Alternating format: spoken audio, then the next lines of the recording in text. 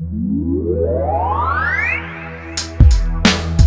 to the podcast for productivity with your hosts, John Verbrugge and Rebecca Steins. Here we'll discuss the doing and the being of you as a person, your business, your career, finding your purpose in the world, and making a bit of money along the way.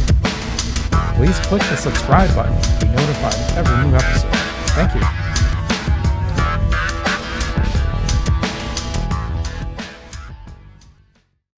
All right, here we are, the podcast for productivity. Hi, Rebecca. Hey, John. How are you? Good. How are you? I'm good. Yeah, I'm really good. Today we're talking about exercise and the importance of bringing your body and your health with you as an entrepreneur and as someone who really would like to be productive. Mm-hmm. And how that, contributes to your productivity. Yeah. I've got one good story on that. So I'll be the first one to say I'm not a good example, but I'm working on it. But here's my story. So a number of years ago, I was on a webinar with one of the big names. I don't even remember who it was, but one of the big names in entrepreneurship and running a business. And he had his guest on, and his guests, he was interviewing his guest, and he said, okay, so in your opinion, what's the most important thing for an entrepreneur to know and do in order to be successful? And he said, without exception, without a doubt, it is working out and getting healthy. And we were like, what? It's not lead gen. It's not copywriting. No, he says, it is number one, without exception. It is staying healthy. He said, if you lose your health, everything else falls apart from there. You absolutely must maintain yourself in top condition in order to be a good, anything for that matter. And I was like, so that stuck in my mind. Yeah, definitely. I find that for most people who want to be top performers in anything, exercise is key. It's like you have to bring your body with you. Mm-hmm. So if you want to be a productive producer, or if you want to be a successful entrepreneur, you have to do things that brings your body to that level of excellence as well. Mm-hmm. And I totally get that if you do not have that as a habit in your life, it's not easy to do it or choose it regularly. Yep. I know for myself, though, if I choose exercise and I choose to eat healthy, make really super healthy choices, like go to bed early, get up early, I'm a way more better thinker, feeler, like my emotions can stay in check more better. Yeah. I forgot that part about sleep. I think there's 3 or 4 components, and maybe at the end we'll list maybe our top 4 or 5, tips for this, but I forgot about that one. And that's one I've actually not done too badly on is getting to bed on time. I used to be a real night owl, like staying up till midnight or 1, working on stuff and reading. And so that's kind of my evening go-to. But realizing that being well rested is a huge part of being able to be fully present and, do a good job bringing the body, as you said, bringing the body to what you do. Yeah. And I think it's different for some people. Like I do know that some people, it function better if they stay up late and get up later. So I think everyone kind of has to find their own best practice with that. Yep. It's the rhythm. I know in the winter time, I tend to stay up later and get up later. So, but then in the summer, I don't need as much sleep. So I can go to bed maybe at like 10 o'clock and still get up at 5 a.m. and still have a lot of energy. But I think it has to do with the weather for me. And I know I'm affected by the weather. Yeah. Yeah, me too. It's funny in the winter, where we live, in Michigan, it's dark. When it's dark when you get up, it's dark 5 o'clock in the afternoon. Those rhythms are weird, and they're different than the summer rhythm where it's like light all the time, and we really, yeah, it's a different kind of a rhythm. And Yeah. I think part of it is going to be staying in the rhythms of nature rather than trying to fight against them. Well, and I wrote down a note and I said, ask your body. So Oh, good. That's great.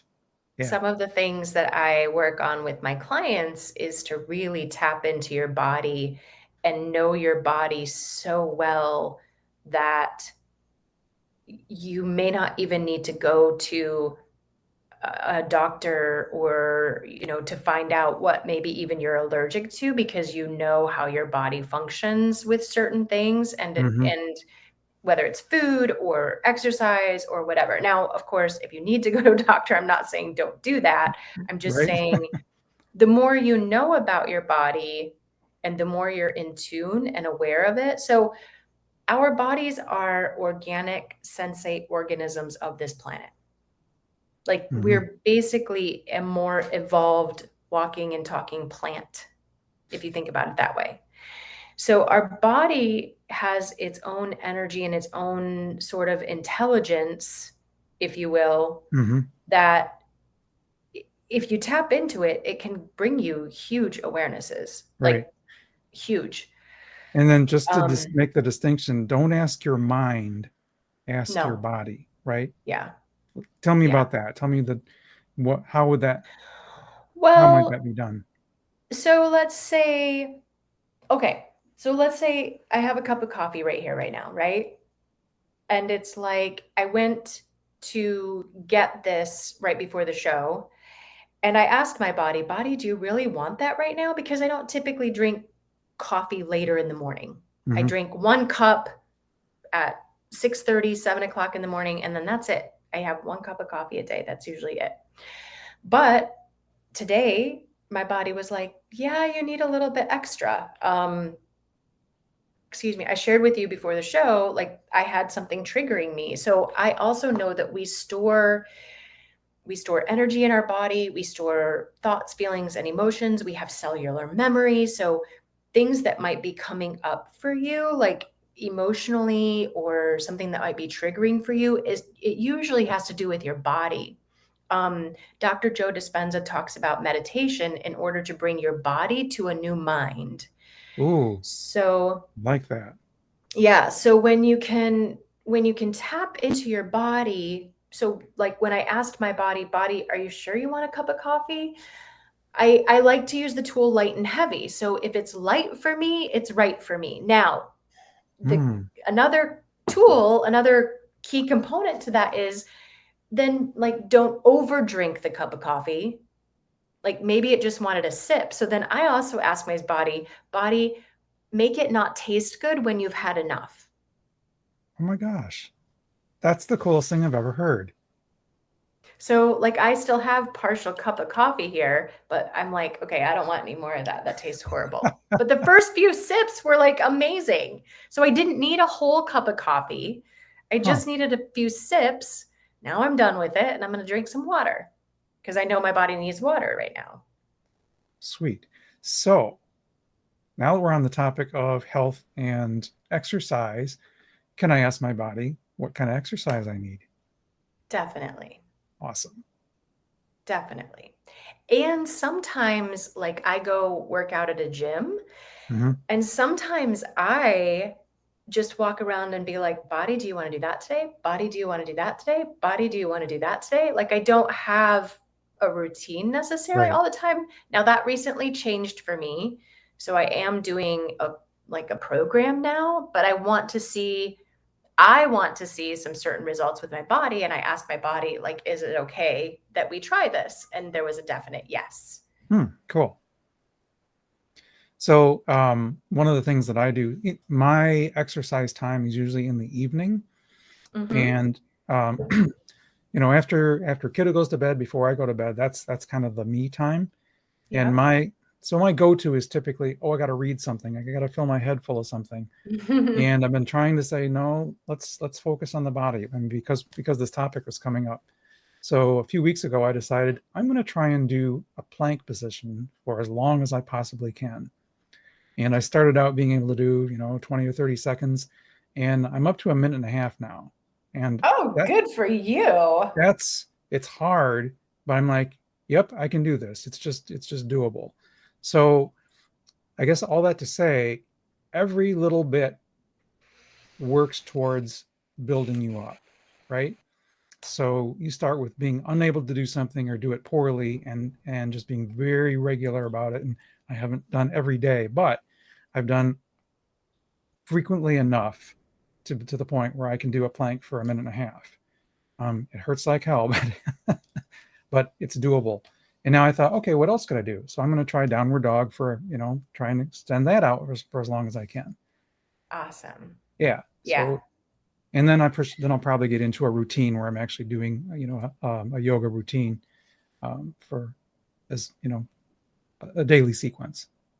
So I think one of the, like, if you're not in a regular habit of exercising, I think something to shift that would be know that it has to be a choice that you choose.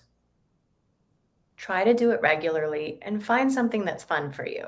Mm, Like you were talking about hiking, it's move your body. I also know that like Dr. Zach Bush, he talks about just moving your body 3 or 4 times a day, but only for 7 minutes. hmm. So Like I the don't mini think it has to routines. be, yeah, like I don't think it has to be hard or a lot. It's just when you shift that, there are so many things that change in your life. You just start noticing things a little bit differently. You feel a little bit better.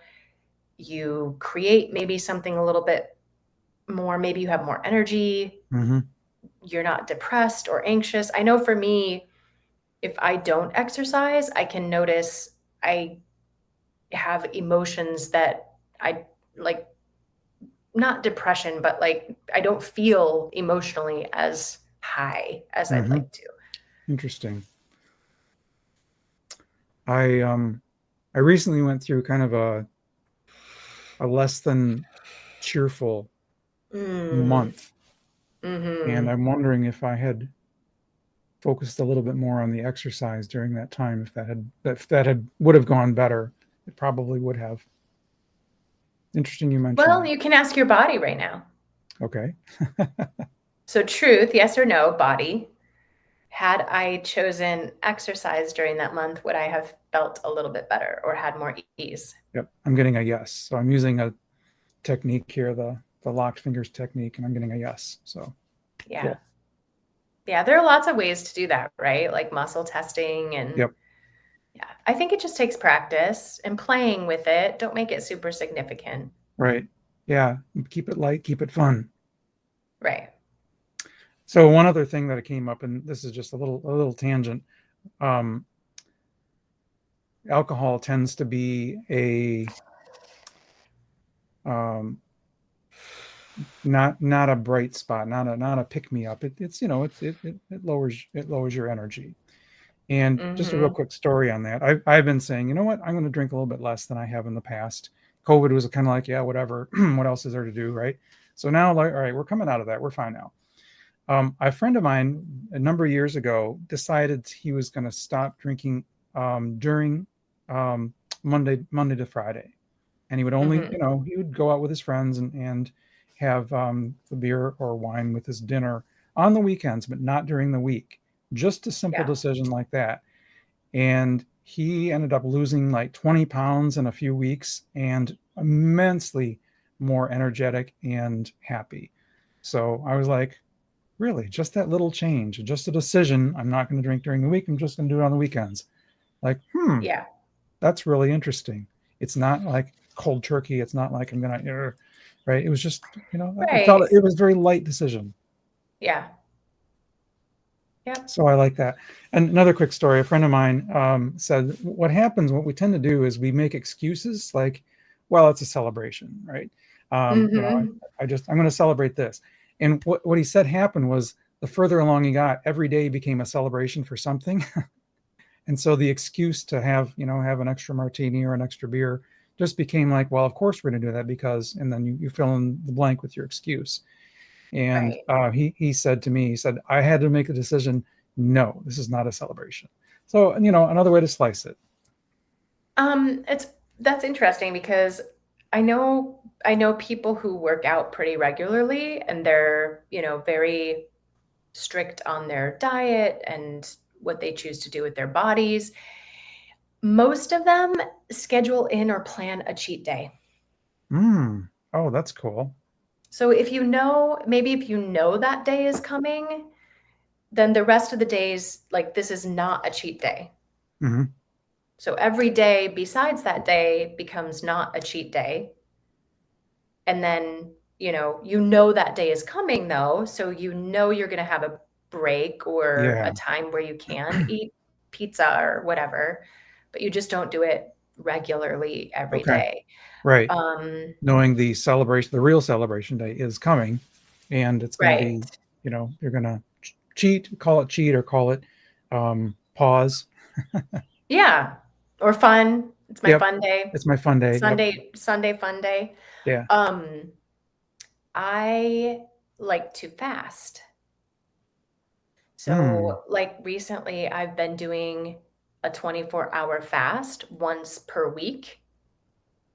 And I just have the mindset of I don't really need as much food as I think I do. Mm. And so I just stick to like coffee with no cream or tea, um, green tea normally, or like just water And then no food. for 24 hours. Yeah. Wow. Now I'd like to do it for 48 hours a week and see how that goes. So I'll probably Okay. build on that. All right. Let me just say I'm in awe, and go Rebecca.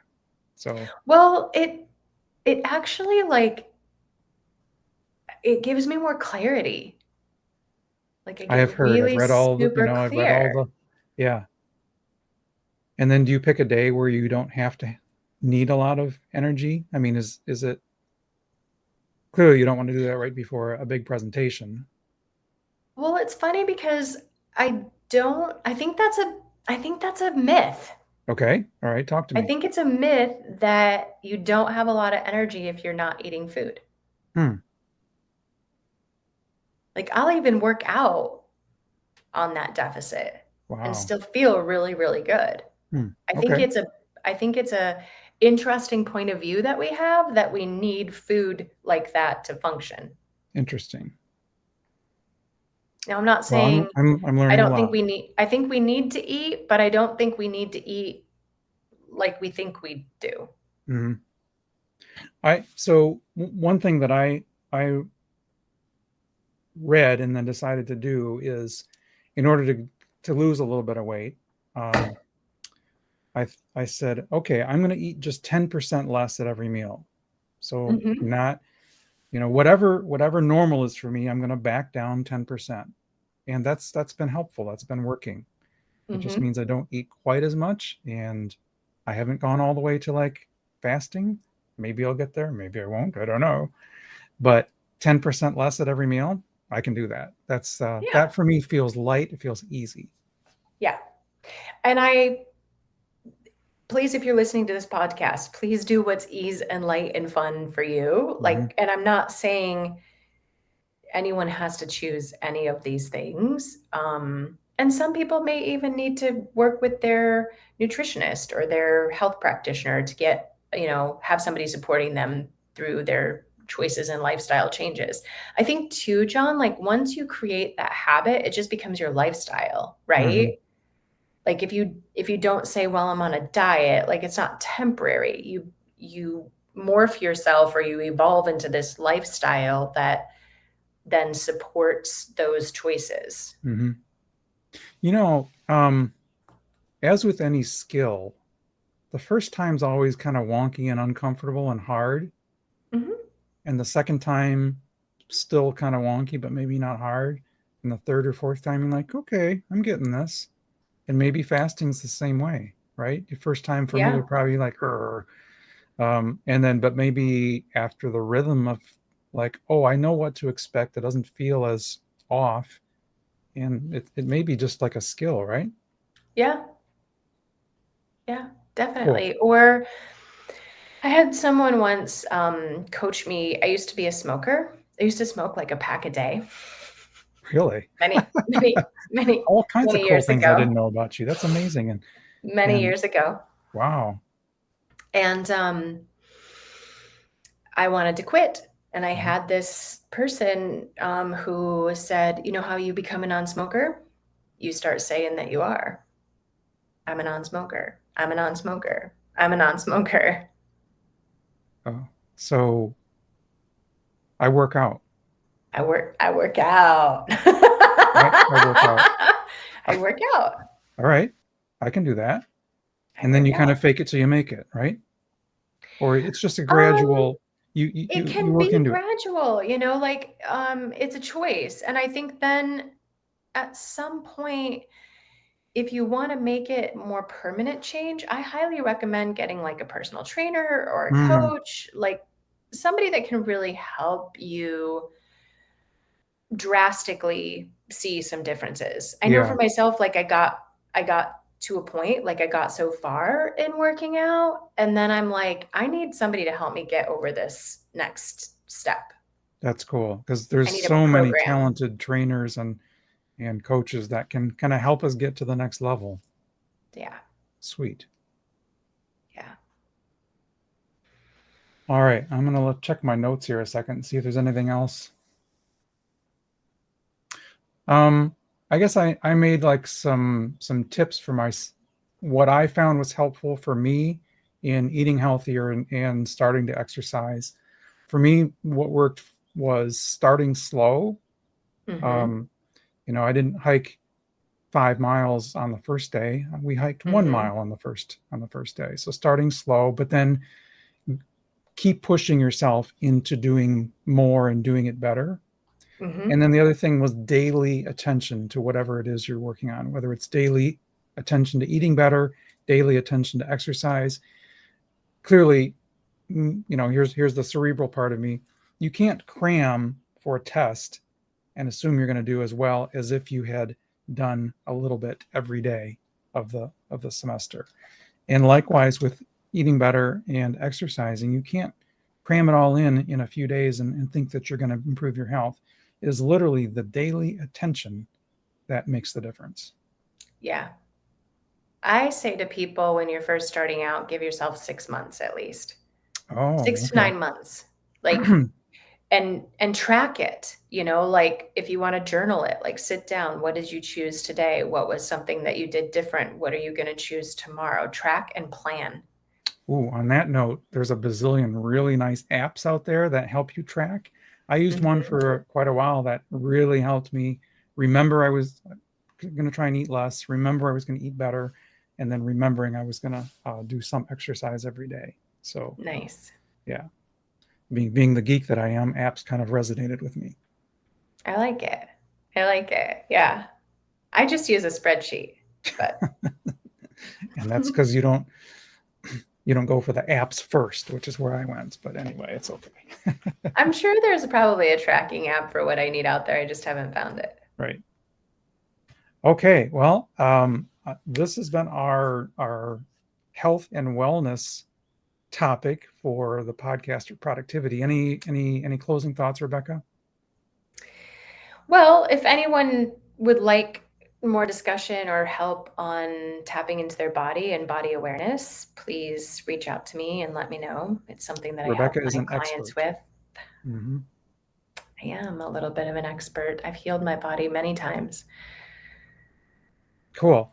Mm. All right. We will have both of our contact information, but certainly Rebecca's in the show notes. And thank you for listening to the podcast for productivity. Yeah, thank you all. Thanks, John. Bye-bye. Bye.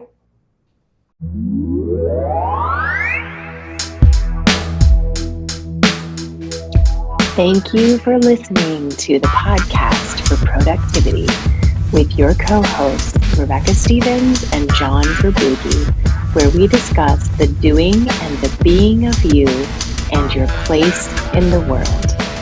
Remember to subscribe to the show.